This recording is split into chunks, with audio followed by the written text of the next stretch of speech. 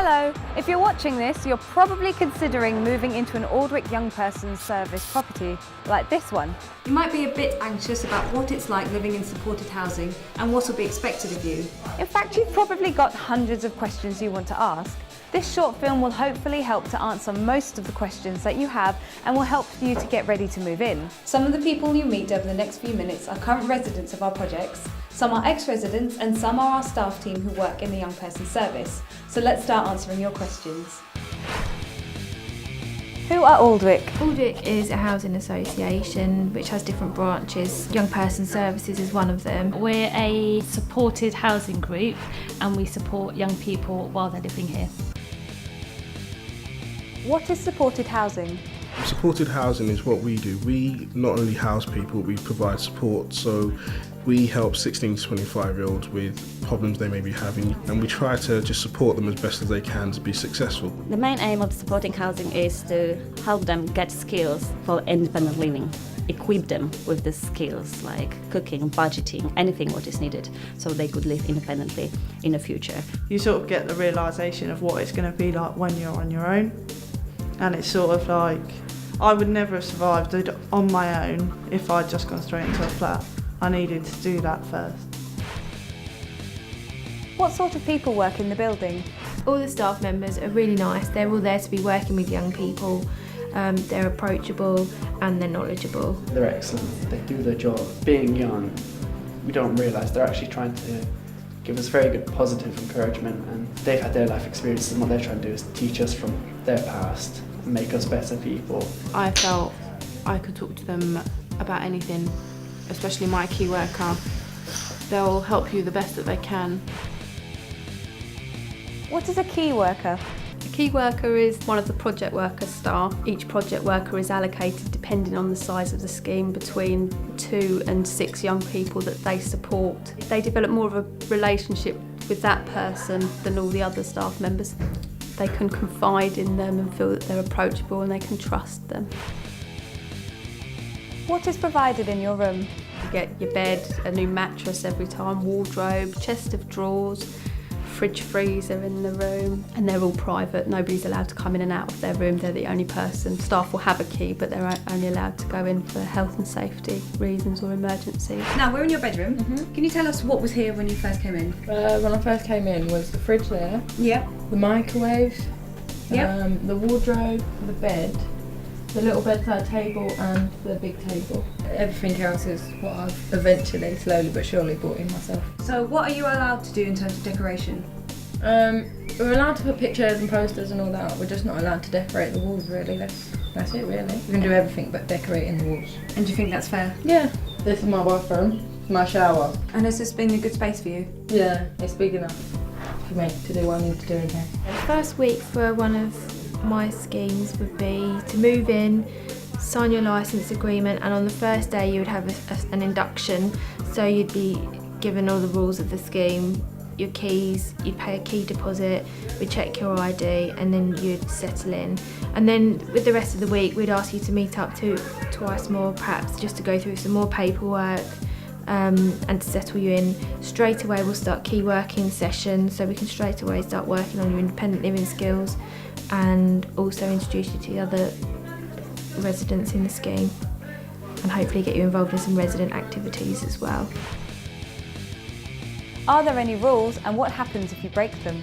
Our rules are really, really simple. The rules are designed to help everyone, and there's a reason why they're there, which is why I always encourage young people, especially if I'm part of their move-in, I explain the rules to them and I explain to them why they're there. They were all just really sort of basic, normal house rules. Same sort of thing your parents would give you, really. Here are your 5 top tips for life in an Aldwyck residence. Pay your rent on time.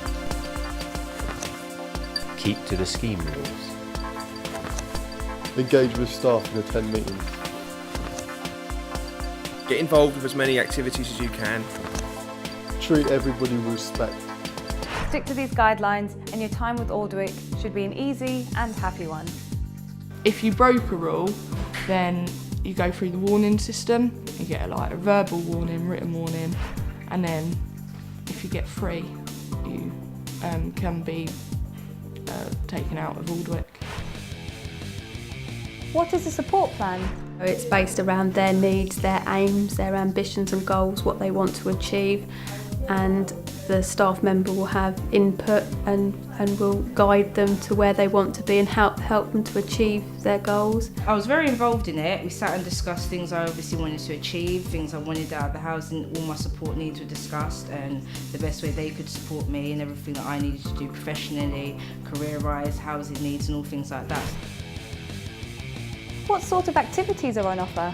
Whatever they want to do, and quite often very spontaneous ones. We'd do anything from making mocktails, which are cocktails without the alcohol. Gardening and planting, to people from the Blue Cross coming in with animals to learn about pet care, cooking activities, Caribbean cooking nights, cake nights, pancake nights. Where we've got mums and babies, we often have baby painting, baby yoga, baby massage. We have loads of activities all the time, and we try and find out regularly from our residents what they want to do and what they'll be interested in. Do you get a say in what goes on?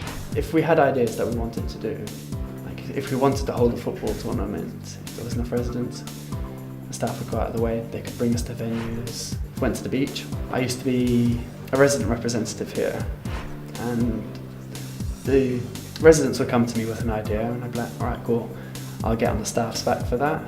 And one of the things we did try to do was get everyone onto the beach on a nice hot day. How will you know when it's time for you to move on? Every 3 months we have a meeting, and at that meeting we would go through previous support plans, we would go through a joint assessment form which is completed every 3 months, and on that form the resident scores themselves based on where they think they are. I felt like I'd grown up a lot within myself, yeah, and become more independent and not have to rely on so many people so much. They said that they thought I was independent enough to move out and get my own place, and then I had to wait for the council to turn around and give me one. What happens when it's time for you to move on? Basically, we help them, we support them for a moving on pack. We get them used to their bills, everything they need to know. We'll support them in bidding, and they'll have to bid, and obviously that's something we'll go through with them. Once they get their place, then we support them. We can help them pack up, and they move on. They give me everything that they teach us here in one massive pack and say, this is what you're going to need to know when you move out. Even when you moved out, even though you are fully independent, you take a lot of the support that you've gained from here with you in a nice handy move-on pack. What advice would you give to new residents? Don't be nervous. If you feel like you don't know something, you've got so many different members of staff here to ask, and if one of them doesn't know it, the rest of them, they're bound to go away and find out for you. So don't be nervous about asking how to use a washing machine, because they expect these things. They're not going to think you know everything. They're here to help you, so take the help while you can. If you do move in, pay your rent, keep your head down, don't break the rules, and you'll be fine. The more you behave, the quicker you get through the whole process, and the quicker you're out, and the better off you'll be. You've got all the staff there to help you if you've got problems, if you want to look for a job, they'll advise you on what to do, anything like that. Meet everyone, enjoy it, try and get involved in any of the activities that are going on, and yeah, just make the most of it. So thanks for watching. We hope we've been able to answer some of your questions, but if you have any others, feel free to ask a member of staff. Good luck and enjoy your stay.